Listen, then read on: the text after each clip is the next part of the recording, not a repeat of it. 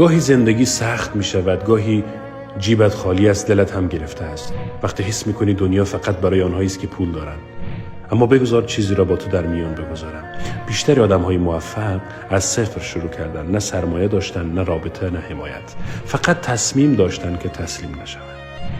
پول نداشتن شرم نیست، اما آرزو نداشتن، باور نداشتن، تلاش نکردن واقعا دردناک است.